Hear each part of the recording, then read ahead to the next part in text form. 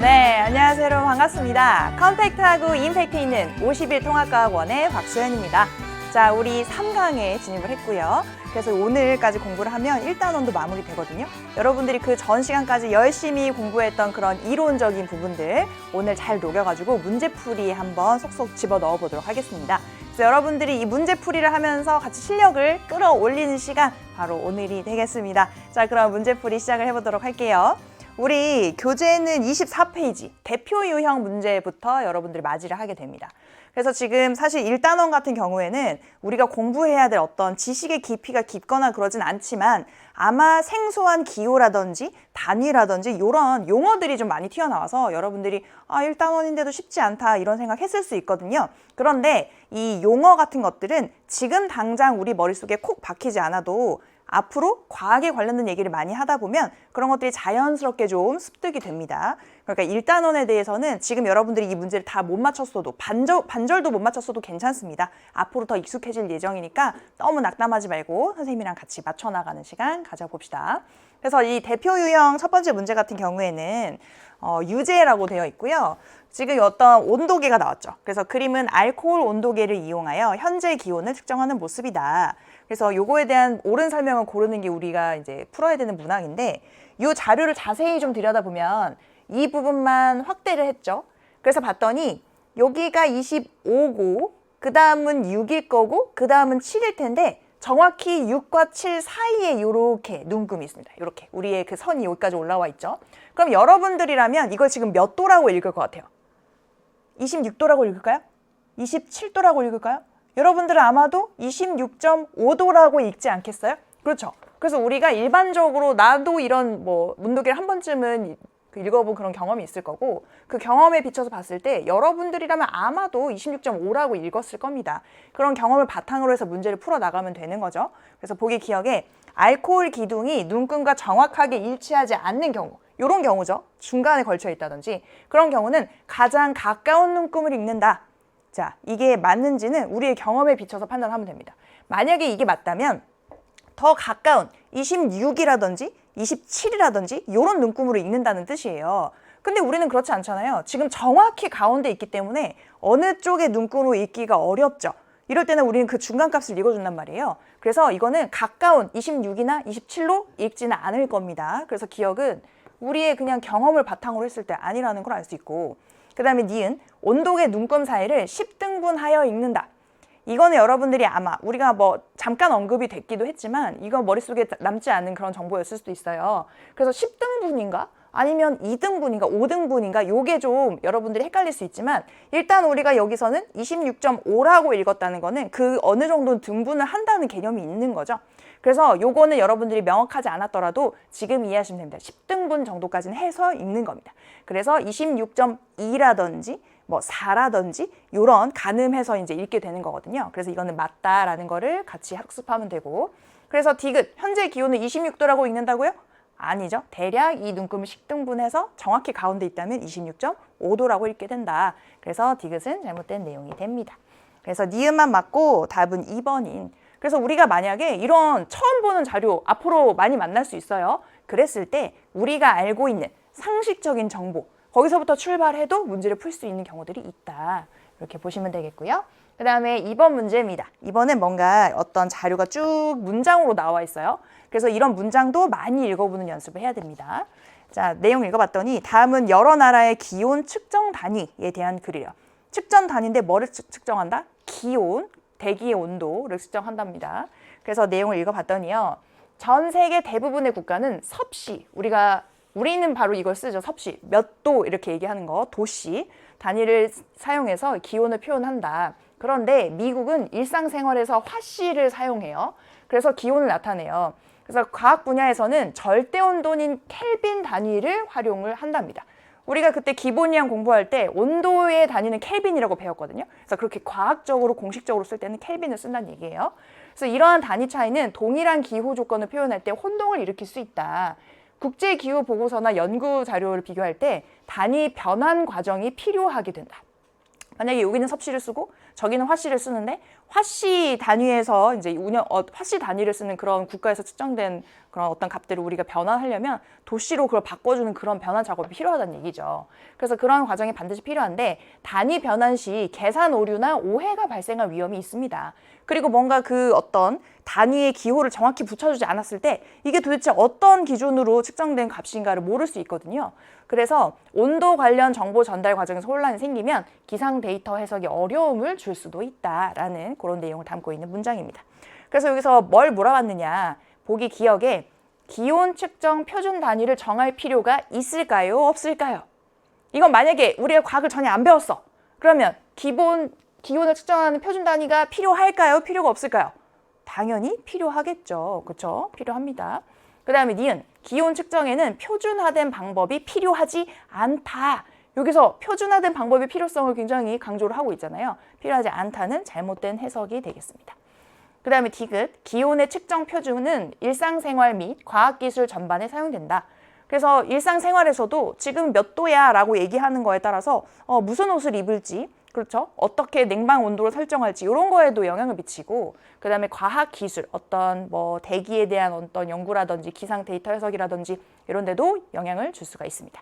그래서 맞는 내용이고 기억 디귿 해서 답은 일단 3번이고요. 여기에서 우리가 좀 공부하고 갈 거를 이제 하고 넘어가자면 우리가 다음 시간부터 2단원에 대해서 공부를 하잖아요. 2단원에 들어가면 켈빈이라는 단위가 계속해서 등장을 할 겁니다. 그래서 요거에 대해서 먼저 좀 얘기를 할 건데 켈빈은 사실 우리가 사용하는 저 섭씨 단위랑 눈금 간격이 동일해요. 근데 어느 부분이 좀 다르냐? 여기 이렇게 축이 있으면 지금 우리가 쓰는 저 섭씨, 도로 나타내는 저 섭씨 단위는 0도가 있죠. 0도가 있고 요거보다 더 작은 마이너스 범위가 있습니다. 마이너스 영하에 해당하는 온도 범위가 있고 그 다음에 이쪽으로 가게 되면 영상이라고 하는 플러스 그런 온도 값이 있잖아요. 그런데 절대 온도는 여기서부터 딱 시작합니다. 여기는 시작점이라고 여기 더 마이너스 값이 있을 수 있기 때문에 여기서 시작점이라고 하면 0켈빈이 우리 이 섭씨 단위로는 273도인데 근데 이게 영하니까 마이너스겠죠? 마이너스 273도씨가 0켈빈입니다. 5K 아니고 0켈빈이에요. 그러면 여기서 0도씨는 273켈빈이 되겠죠? 그래서 1도 올라갈 때마다 1켈빈씩 올라간다고 생각하면 돼요. 그래서 만약에 우리가 지금 이제 선생님이 찍고 있는 요 시즌이 여름이어가지고 예를 들어 한 27도 정도 27도, 영상 27도씨 정도의 그런 기온을 갖는다라고 하면 켈빈 단위로 변환했을 때는 300켈빈이다 이렇게 표현할 수도 있겠죠. 그죠? 그래서 이렇게 앞으로 변환해서 생각을 하시면 됩니다. 나중에 가면 뭐 3000켈빈 막 이런 것들이 나오거든요. 그러면 대략 3000이니까 거기서 273 정도 빼면 이런 온도, 우리가 알고 있는 온도 범위겠구나. 이렇게 해서 계산을 할 수가 있다는 얘기입니다. 자, 넘어가서 대표 유형 3번입니다. 자, 광 센서에 대해서 얘기를 하고 있어요. 그래서 다음은 스마트폰의 광 센서에 대한 설명이다. 광 센서면 뭐를 인식해요? 광을, 빛을 인식하게 되겠죠. 그래서 스마트폰의 광 센서는 빛을 받게 되면 전류나 전압이 변하는 소자를 이용한답니다. 빛에 따라서 전류, 전압의 세기가 바뀔 수 있다는 거죠.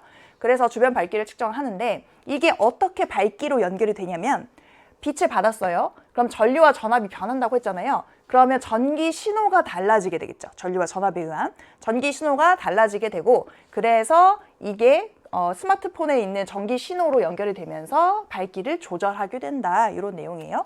그래서 그런 원리를 이용하면 자동으로 어떤 화면 밝기를 조절하면서 이 배터리 사용 효율을 높이거나 하는데 이용이 될 수 있다고 합니다.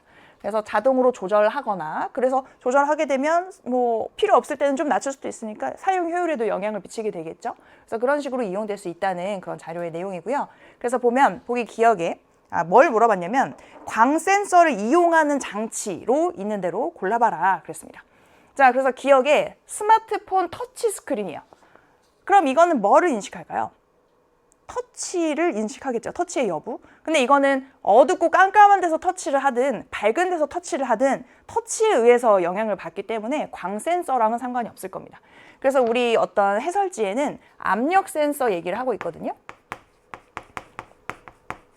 그래서 어떤 압력으로 이걸 누르느냐에 따라서 그걸 또 전기 신호로 변환하는 센서가 있고 그걸 압력 센서라고 합니다. 그런데 우리가 아는 뭐 요즘 이제 스마트폰 같은 경우에는 그런 압력을 얼마나 진짜 물리적으로 주느냐가 아니고 이런 정전식, 그래서 나의 손이 이렇게 전기적으로 흐를 수 있는 손이 여기 닿는지 안 닿는지에 따라서 그거를 인식하는 경우도 있어서 센서의 종류는 다양하다고 볼 수가 있겠죠. 자, 그래서 기억은 일단 광 센서를 이용하지는 않는다. 자, 그 다음에 니은, 리모컨 신호 입력 장치입니다. 자, 여러분들이 리모컨을 꾹 눌렀어요. 그러면 전원이 켜지기도 꺼지기도 음량을 조절할 수 있기도 하죠. 그러면 이거는 어떤 신호를 보내는 걸까요? TV에. 이게 바로 빛을 이용합니다. 그래서 빛을 이용하기 때문에 일단 광, 빛, 이런 리모컨 신호 같은 경우에도 빛의 일종이거든요. 그래서 광을 이용한다. 그러면 리모컨이 보낸 신호를 입력하는 장치는 광 센서가 있습니다. 그걸 입력하는 장치 역시 광 센서를 활용한다 이렇게 볼 수 있어요. 근데 여러분들이 이 리모컨의 원리를 몰라서 만약에 이거 못 풀었다. 괜찮습니다. 충분히 그럴 수 있어요. 그래서 여기서는 이런 것들을 그냥 하나하나, 이런 것들이 굉장히 중요해서 꼭 알고 있어야 되는 지식이라기보다는 여기서 하나 더 듣고 가면 여러분들의 어떤 상식이라든지 이런 것들이 증가하는 거니까 그런 의미에서 쌓아가시면 됩니다. 그래서 니은은 맞는 내용이에요. 그 다음에 디귿에는 그 가로등의 자동 전멸 장치. 전멸이 켜지고 꺼지는 거를 얘기를 하잖아요. 그죠? 그래서 자동으로 그게 가능하다는 얘기입니다. 우리가 좀 어두컴컴한 어둑어둑해질 시점에 보면은 가로등이 점점 살짝씩 밝아지면서 켜져요. 근데 그건 누가 일부러 버튼을 눌러서 켠 게 아니거든요. 그리고 만약에 밤을 지나서 아침에 새벽이 밝아오면 자기가 또 점점 꺼집니다. 이게 그 빛의 양을 인식해서 어느 정도 양 이하로 떨어지면 자동으로 켜지게 돼 있고요. 어느 정도 이상으로 밝아지면 자동으로 꺼지게 그 장치가 돼 있어요. 그러려면 뭐를 인식해야 할까? 빛의 양을 인식할 수 있는 광 센서가 있어야 되겠죠. 그래서 디귿 맞는 내용입니다. 니은 디귿 옳고요. 답은 4번이 된다. 그래서 이렇게 해서 넘어가고 그 다음에 4번 문제입니다. 어떤 사람이 굉장히 열창을 하고 있어요. 그래서 가수라고 합니다. 그래서 그린가는 가수가 노래 부르는 모습을 스마트폰으로 녹화하는 모습이다. 그래서 지금 이 사람이 녹화되고 있죠. 그렇죠? 그 다음에 나는 스마트폰을 이용하여 녹화한 모습을 보는 것이다. 그럼 나중에 여러분들이 그 노래가 너무 좋았어. 그래서 내가 녹화한 것을 다시 재생해서 볼 수 있겠죠. 그렇죠? 그러면 이 사람이 부른 노래가 흘러나오게 됩니다. 그럼 이 사람이 실제로 부른 노래랑 여기서 재생되는 노래는 완벽하게 같다고 할 수 있을까? 그렇지는 않겠죠. 그렇죠? 그래서 어느 정도 이제 정보의 신호의 종류의 차이가 있기 때문에 우리가 그런 것을 이해하고 있는지를 묻고 있는 문항입니다. 그래서 보기 기억에 가에서 가수가 직접 부른 노래는 아날로그 신호이냐? 그렇죠? 이거는 가수가 자기의 성대를 이용해서 자연스럽게 발생시킨 그런 그 신호잖아요. 그래서 그런 것들은 아날로그 신호입니다. 자연에서 발생한 신호는 보통 아날로그 신호다. 그래서 맞는 내용이고요. 근데 여기에서 녹화가 되면서 아날로그 신호가 디지털 신호로 변환이 되었다. 그렇죠. 정기적인 신호로 변환하면서 디지털 신호로 그걸 바꿔가지고 그걸 데이터로 축적을 하는 겁니다. 그래서 전환이 돼서 스마트폰의 메모리 내에 저장이 됐을 거고요. 그 다음에 나에서는 아날로그 신호가 영상으로 나온 것이다. 자, 그럼 여기서 재생한 신호는 다시 아날로그 신호요? 그 디지털 신호를 변환해서 재생한 겁니다. 그러니까 디지털 신호겠죠. 그렇죠? 그래서 디지털 신호가 영상으로 출력돼서 나온 것이다. 요거는 틀렸죠. 그래서 기억 니은이 맞기 때문에 답은 3번이 되겠습니다. 그래서 우리가 자연에서 만약에 새가 지저귀어요? 그럼 그런 신호는 아날로그 신호인데 여러분들이 그거를 녹음해가지고 나중에 틀게 되면 그건 디지털 신호가 영상이나 음성으로 재생되어서 나온 것이라고 생각하시면 되겠습니다. 자, 그 다음에 우리는 이제 실력 향상 문제를 풀어볼 겁니다. 이제 유제에 해당하는 대표 유형 문제는 다 풀었고요. 실력을 향상시켜보자. 자, 1번입니다. 측정에 대한 설명으로 옳은 것만을 보기에서 있는 대로 골라보래요. 측정, 뭔가를 이제 잰다는 거죠. 그렇죠? 그래서 보기 기억에 값을 나타낼 때, 측정해서 값을 나타낼 때 숫자와 단위를 이용한다. 어때요? 여러분들이 어떤 질량을 측정했다. 그러면 3kg 이렇게 나타내잖아요. 숫자와 단위를 이용합니다. 그래서 기억 맞는 내용. 그래서 적절한 어떤 그 물리량에 해당하는 단위를 잘 써줘야 되고요. 그 다음에 니은, 적절한 측정 도구를 사용해야 한다. 그렇죠. 그래서 내가 만약에 뭐 질량을 재고 싶은데 온도계를 쓴다거나 그러면 안 되겠죠. 그래서 적정한 도구를 사용을 해야 되고, 그 다음에 디귿, 측정값에는 오차가 없다. 어떻게 생각해요? 아까 그 어떤 온도계가 있었죠. 알코올 온도계. 그거를 딱 읽었는데 나는 정확히 정중앙이라고 생각해서 26.5도라고 읽었어요. 그런데 아주 자세히 들여다보니까 26.55 정도가 될 수도 있고요. 그렇죠? 그래서 어떤 측정이든 오차가 있기 마련입니다. 그래서 오차가 없다는 이 문장은 잘못됐다고 볼 수가 있겠죠. 그래서 기억, 니은 맞고 답은 3번이 되겠습니다. 그 다음에 2번 문제. 큐빗이라는, 아마 여러분들 중에는 처음 들어보는 단위라고 생각하는 친구들도 많이 있을 거예요. 그래서 큐빗은 고대 이집트에서 신체 치수를 기준으로 정해진 단위라고 합니다. 그래서 팔꿈치부터 가운데 손가락 끝까지, 그래서 여기서부터 이제 가장 긴 어떤 손가락 끝까지를 의미를 하겠죠. 거기까지의 거리를 의미하는 게 1큐빗이에요.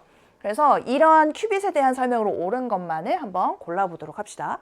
그래서 보기 기억에 이 큐빗은 길이의 단위냐. 큐빗은 지금 어떤 길이를 나타내고 있잖아요. 뭐 온도라든지 뭐 이런 걸 나타내고 있지 않죠. 그래서 길이의 단위라고 볼 수가 있겠습니다. 시간의 단위도 아니고 맞다. 일단 길이를 나타내는 단위인 거는 확실하다.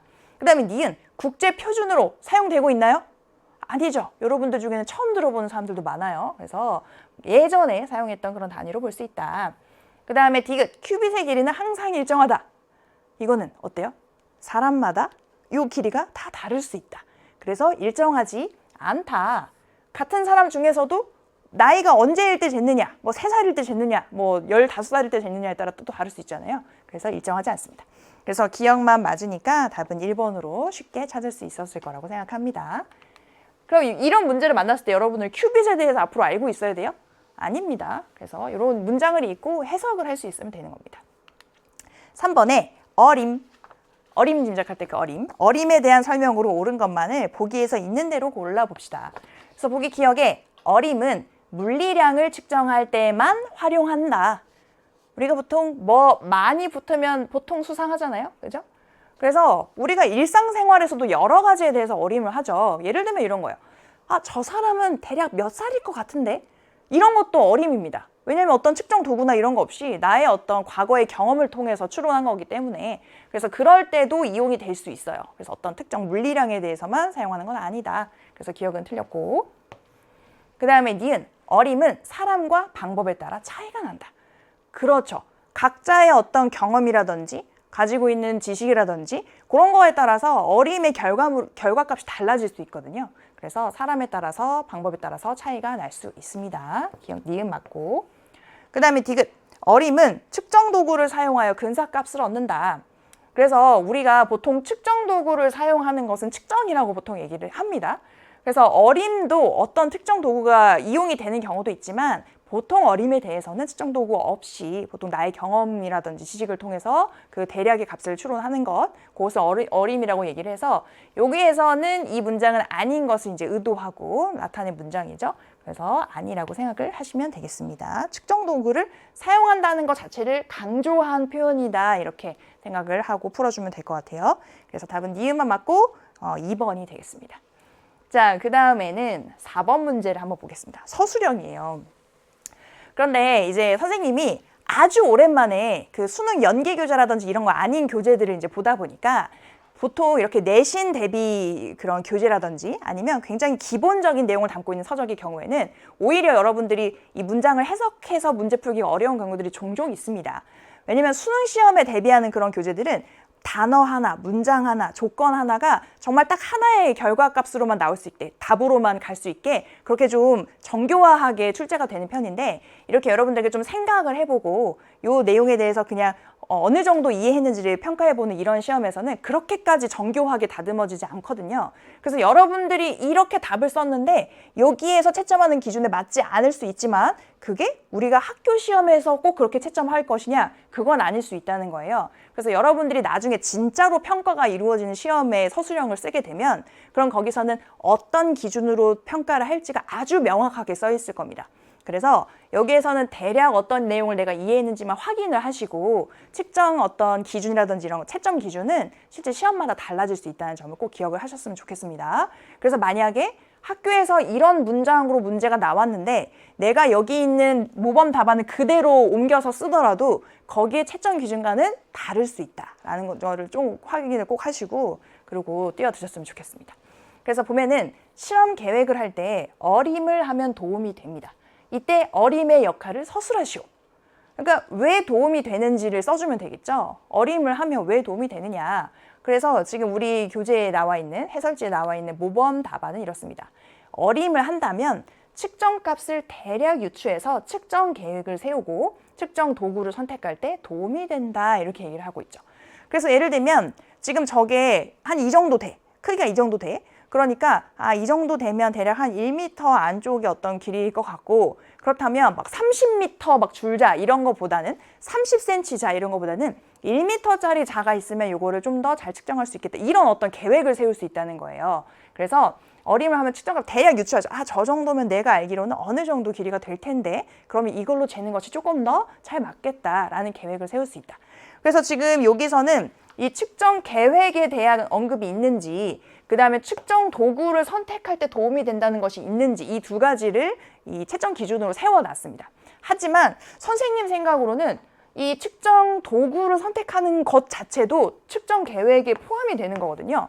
측정 계획이라는 거는 무엇을 측정할지, 어떻게 측정할지, 그것을 언제 측정할지, 뭐 몇 번 측정할지 이런 것을 계획 세우는 게 모두 포함이 돼 있다고 선생님은 생각을 하기 때문에 측정 도구 자체도 어떻게 해당이 돼서 계획에 포함된다고 생각할 수 있다. 그래서 이거는 문제를 내는 사람에 따라서 채점하는 사람에 따라서 기준이 조금씩 달라질 수 있다는 거예요.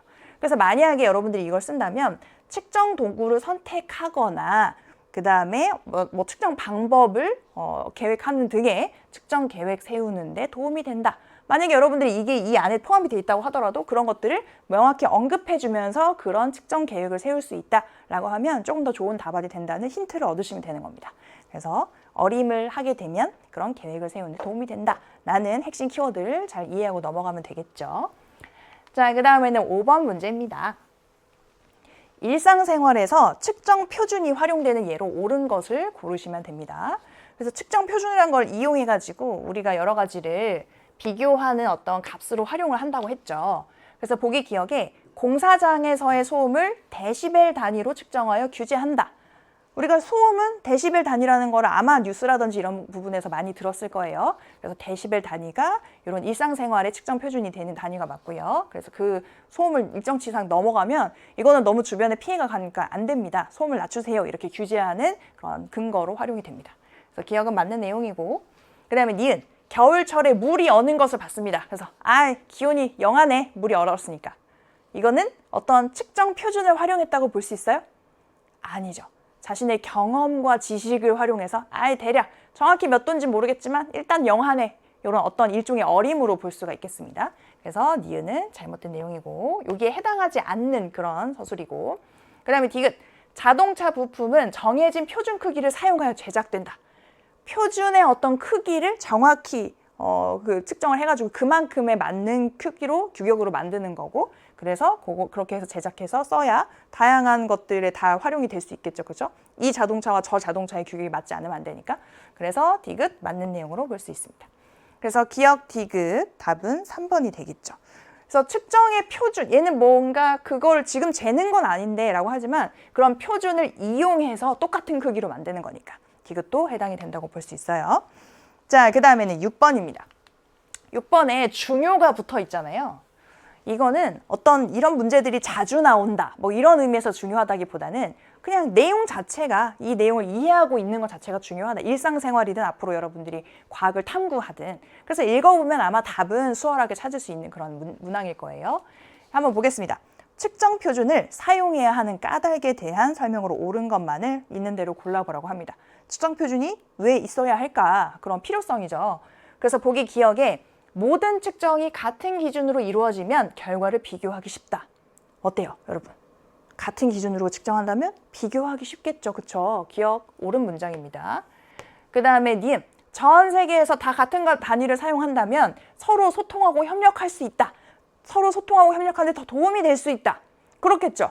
여기는 섭씨 쓰고 저기는 화씨 쓰고 이런 거보다는 다 같은 온도 기준을 쓴다든지 이렇게 하는 게 훨씬 더 소통에 도움이 될 거 아니에요. 여기는 피트 쓰고 저기는 미터 쓰고 이런 거보다는. 그래서 니은도 맞는 내용이죠. 그 다음에 디귿, 정확한 측정 표준은 과학 연구와 기술 발전의 기초가 된다. 그렇죠. 너무나 당연하게 그렇지 할 수 있는 그런 문장입니다. 그래서 이게 기역, 니은, 디귿이 다 옳고요. 우리가 뭐 크게 깊이 있게 공부 안 하더라도 기역, 니은, 디귿은 충분히 알 수 있잖아요. 근데 이 문항의 중요한 이유는 뭐라고?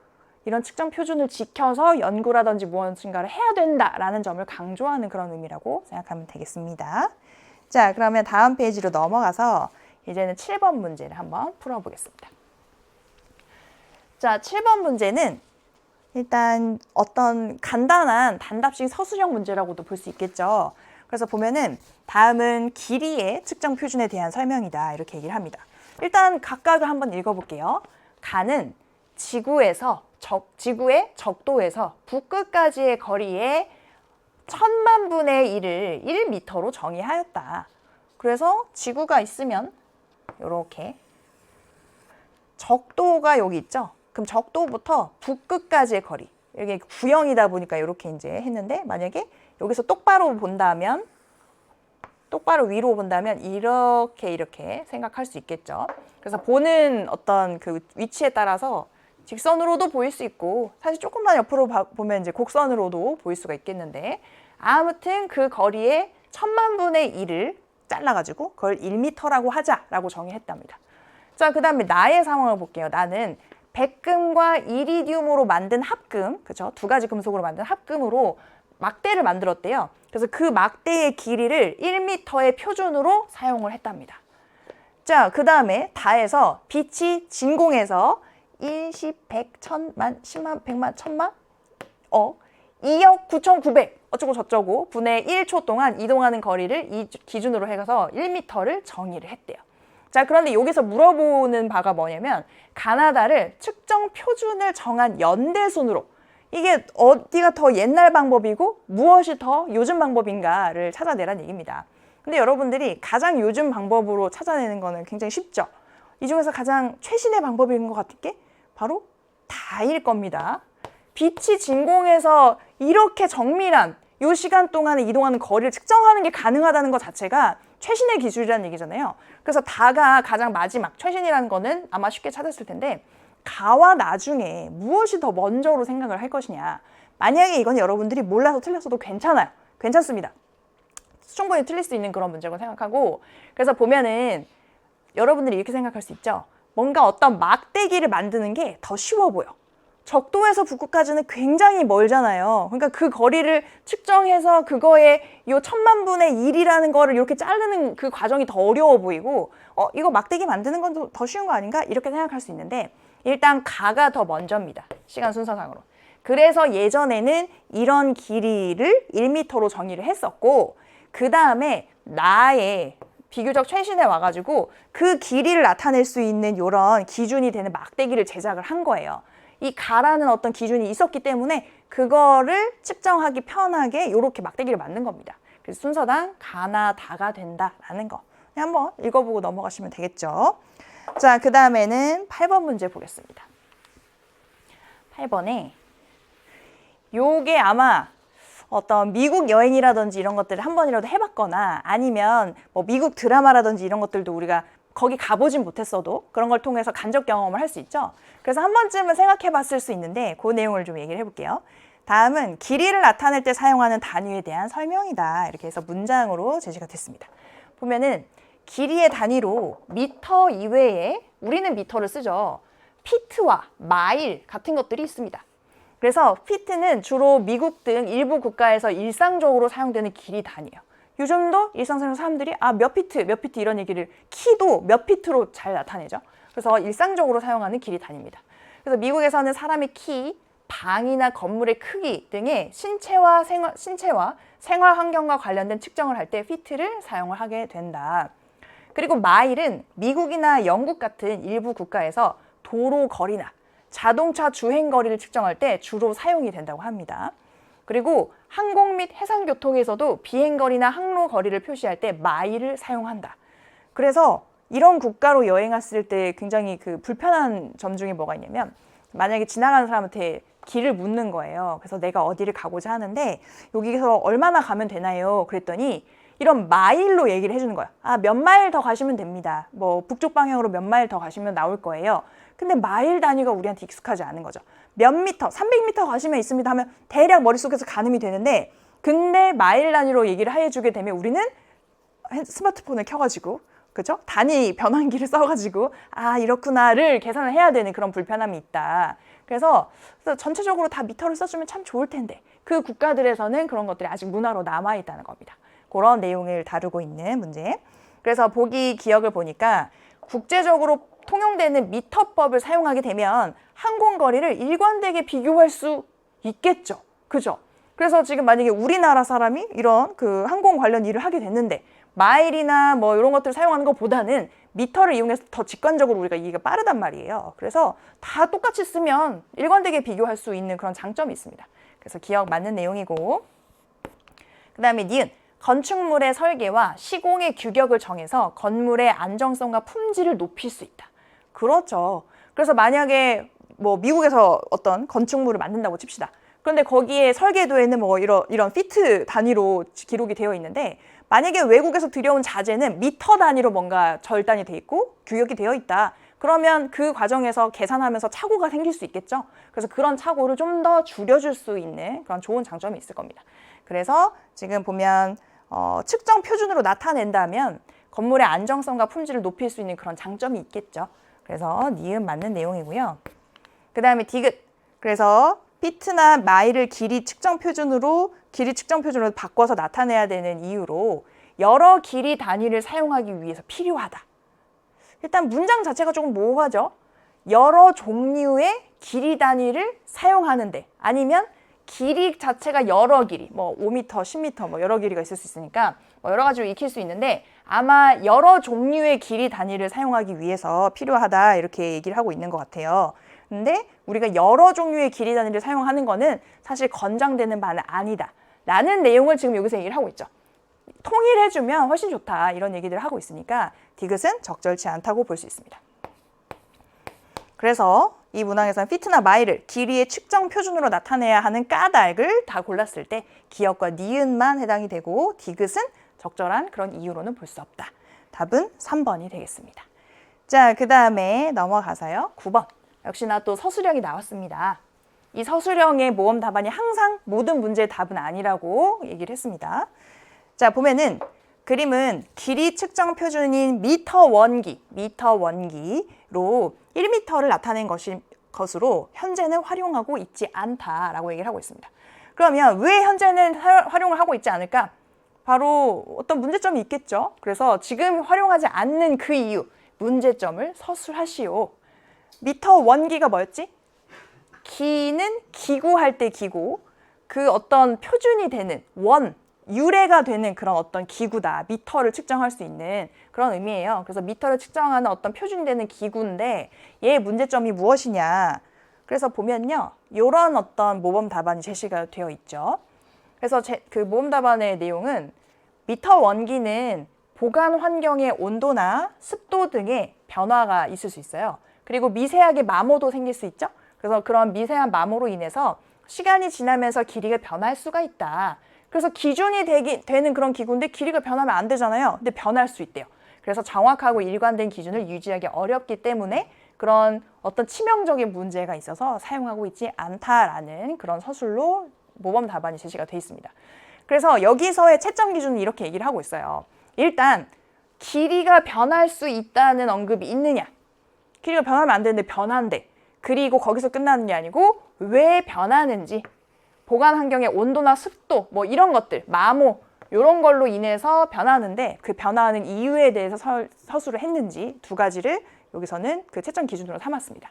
그래서 여러분들이 앞으로 그 학교 생활하면서 논술형, 서술형 문제들 굉장히 많이 만나게 되잖아요. 그래서 우리가 지필평가뿐만 아니라 그런 어떤 수행평가에서도 쓰는 일이 많은데 생각을 깊이 있게 하지 않는 것이 그 습관이 된 친구들은 이런 문항을 만났을 때 이렇게 씁니다.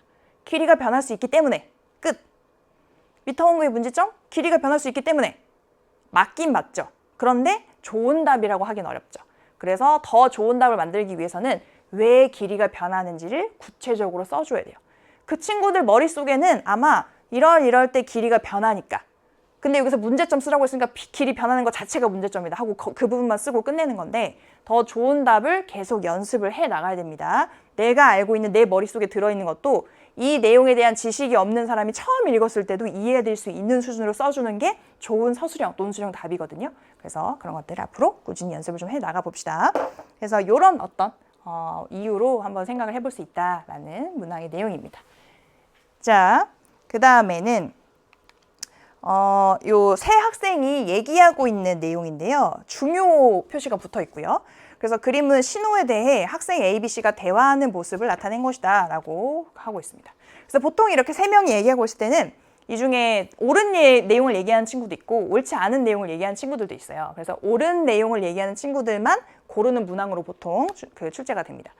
그래서 봤을 때 학생 A는 이렇게 얘기를 하죠. 신호는 인간을 둘러싼 자연의 변화가 전달되는 것이다. 자, 이렇게 얘기를 했습니다. 그러면 맞는 내용인가요? 그렇습니다. 신호의 정의는 인간을 둘러싼 자연의 변화가 전달되는 것 자체를 신호로 봅니다. 그래서 학생 A는 맞는 내용을 얘기를 하고 있어요. 그래서 우리가 보통 일반적으로 제가 나한테 신호 줬어. 난 신호를 못 받았어. 이렇게 신호에 대해서 어떤 느낌인지는 잘 이해를 하는데 이렇게 그 정의를 써놨을 때 좀 낯설게 느껴지는 경우가 있죠. 그래서 보고 그 의미를 그냥 이해하시면 됩니다. 신호란 인간을 둘러싼 자연의 변화가 전달되는 것. 제가 이렇게 가만히 있었는데 이렇게 손을 올려요. 신호죠. 제가 나한테 이렇게 신호가 될 수 있죠. 뭐 그런 것이 된다. 그래서 인간을 둘러싼 자연의 변화인데 뭐 우리도 그 자연의 한 부분이라고 볼 수 있으니까 내가 이렇게 만들어내는 것도 신호가 될 수 있다. 자, 그리고 학생 B는 건널목에서 신호등에 초록불이 들어오는 것도 신호겠구나. 어때요? 그 신호를 통해서 우리는 어떤 정보를 얻을 수 있잖아요. 여기 있었는데 가만히 있었는데 그 빨간불이었어. 근데 초록색이 들어왔어. 그럼 그게 어떤 신호죠? 건너세요. 안심하고 건너셔도 됩니다. 라는 신호죠. 그래서 그것도 신호가 될 수 있다. 그래서 학생 B 받는 내용을 얘기하고 있습니다. 사실 이 문제가 생각보다 쉽지 않더라고요. 이 학생 C의 언급 때문에 그런데 학생 C가 이렇게 얘기를 합니다. 그럼 물체가 눈에 보이더라도 반짝이지 않으면 신호가 발생하지 않는 것이겠네? 이렇게 얘기를 했어요. 왜냐하면 학생 A가 이렇게 얘기했거든요. 신호는 인간을 둘러싼 자연의 변화가 전달되는 것이다. 그래서 이 변화에 너무 집중하다 보면 학생 C의 얘기가 그러면 만약에 불이 그냥 켜져 있어. 반짝이지 않아. 그럼 이건 변화가 없는 거니까 어떤 정보가 아닌, 그 신호가 아닌 거 아닌가? 이렇게 생각할 수 있는데 그렇지는 않다. 그렇지는 않다. 그래서 학생 C는 요건 아니고요.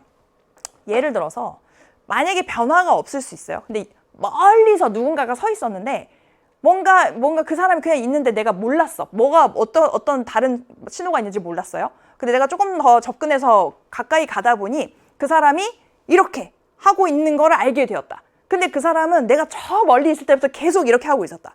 그럼 그 사람 자체는 변한 게 없죠. 그렇죠? 그런데 내가 가면서 그게 인식이 되면서 내 눈으로 들어와서 그게 신호가 된 거잖아요. 그러니까 그런 식으로 작용할 수도 있다. 그래서 지금 보면은 눈에 보이는 것 자체가 신호입니다.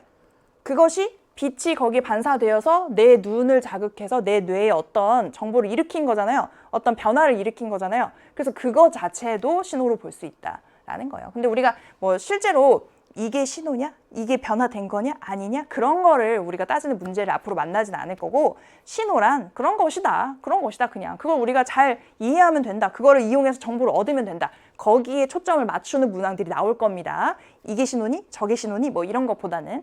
그래서 학생 C의 발언에 대해서 조금 많이 어리둥절했을 수 있고 고민이 많이 됐을 수도 있지만 너무 깊게 고민하지 마시고요. 만약에 실제로 문제를 출제가 된다면 조금 더 우리가 풀어내기 명확하게 좀 더 쉬운 그런 문장으로 되어 있을 거예요. 그래서 A, B만 맞는 내용을 얘기하고 있다라고 볼 수 있고 답은 3번이 되겠습니다. 자, 그 다음에 넘어가서 28페이지입니다.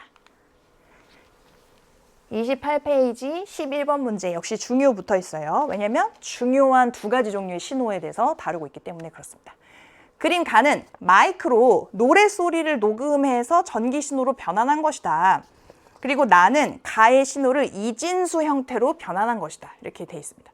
그래서 가는 전기 신호로 변환을 했다고 하는데 지금 이 뭔가 이 목에서 나오고 있는 그런 신호로도 해석을 해주시는 게 조금 더 이제 자연스러울 수 있을 것 같아요. 그래서 보면은 얘는 이렇게 연속된 형태의 값을 보이잖아요. 그래서 얘는 그렇게 그거를 전기 신호로 바꾸기 전에 그 이진수 형태로 바꾸기 전의 형태여서 이렇게 연속적인 모양을 하고 있습니다. 그래서 연속적인 모양을 하고 있다면 우리는 그걸 뭐라고 불러요? 아날로그 신호라고 부른다.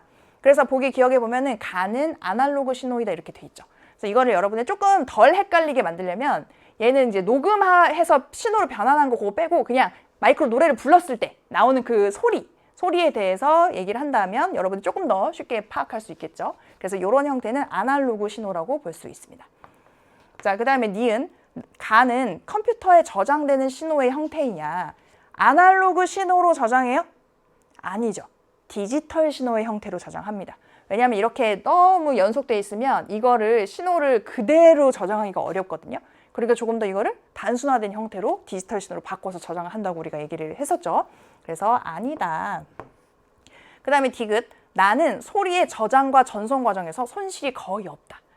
그렇죠. 만약에 여러분이 그냥 손으로 따라 그리세요라고 했을 때, 보고 그리세요 했을 때 이거를 똑같이 그리는 게 쉬워요? 얘를 똑같이 그리는 게 쉬워요?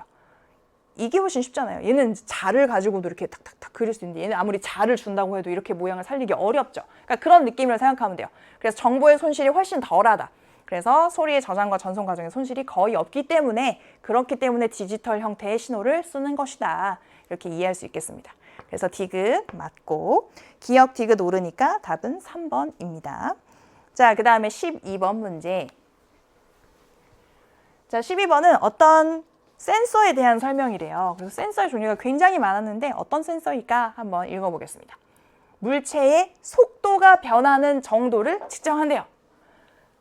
속도가 변하는 정도를 측정하는 장치에 사용이 되고 예를 들어서 스마트폰을 기울이거나 흔들면 화면이 자동으로 회전을 하는데 이 센서가 움직임을 감지하기 때문이다. 자동차나 게임 컨트롤러, 그 다음에 스마트워치 등 다양한 기기에 사용되고 있다. 이 뒤에 부분을 읽으면 그 어떤 이름을 알기가 더 어려울 수 있고 맨 앞부분에 속도의 변화 쪽에 초점을 맞추시면 됩니다. 우리가 똑같은 속도로 운동하는 걸 등속 운동이라고 하죠. 근데 속도가 변하는 운동을 가속도가 있는 운동이라고 하잖아요. 그렇죠? 그래서 이거는 속도가 변하는 정도를 측정하기 때문에 가속도 센서라고 부릅니다. 가속도 센서. 그래서 그런 이름을 가진 센서가 존재하는구나 라는 걸 한번 보고 넘어가시면 되고요. 그 다음에는 13번 문제입니다. 자, 요거 서술형이죠. 그래서 스마트폰의 터치 스크린을 누르는 경우에 누른 신호가 스마트폰에 전달되어 스마트폰이 작동하게 된다. 그냥 가만히 있을 땐 스마트폰이 작동을 안 했는데 내가 그걸 눌렀어. 만약에 뭐 비밀번호 같은 걸 눌렀어. 그러면 작동을 하잖아요. 그래서 스마트폰이 작동하는 과정을 다음 단어를 이용해서 서술을 하래요.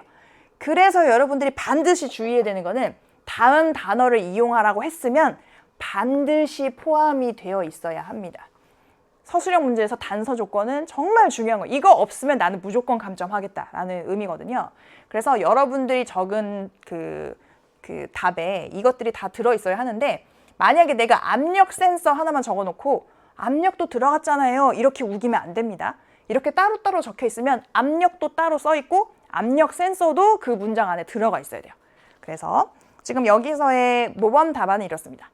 스마트폰의 터치 스크린을 누르면 압력 센서, 자 여기서 하나 나왔죠. 압력 센서가 작동하여 터치 스크린을 누르는 압력에 따라 전류가 흐르게 되고 그러면 그 전류의 변화에 의해서 전기 신호가 발생하게 된다. 그래서 이 전기 신호가 스마트폰에 입력이 되면 스마트폰이 그에 맞게 작동하는 것이다. 이렇게 얘기했습니다. 그런데 사실 순서는 조금 달라져도 상관없겠죠. 그렇죠? 예를 들어 스마트폰의 터치 스크린을 누르면 압력이 발생한다. 스마트폰에. 그러면 그 압력의 변화를 누가? 압력 센서에 의해서 그게 감지가 되고 그게 전기 신호로 변환이 된다. 뭐 이런 식으로 설명해도 됩니다. 그래서 순서는 너무 크게 그 어떤 문장의 내용을 해치지 않는 선이라면 어떤 과학적인 사실에 위배되지 않는 선이라면 조금 바뀌어도 상관은 없고 그리고 가능한 여러분들이 머릿속에서 최선의 어떤 흐름으로 구성을 해내시면 된다는 거예요. 그래서 여러분들이 이렇게 서술형 다 쓰고 만약에 이런 단서 조건이 있었다면 그러면 그것이 다 들어가 있는지를 꼭 확인하고 서술을 마무리하시면 됩니다. 그래서 13번 문제 우리도 또 연습을 해봤고요. 자, 그 다음에는 오늘 마지막 문제 14번 풀고 마무리해 보겠습니다.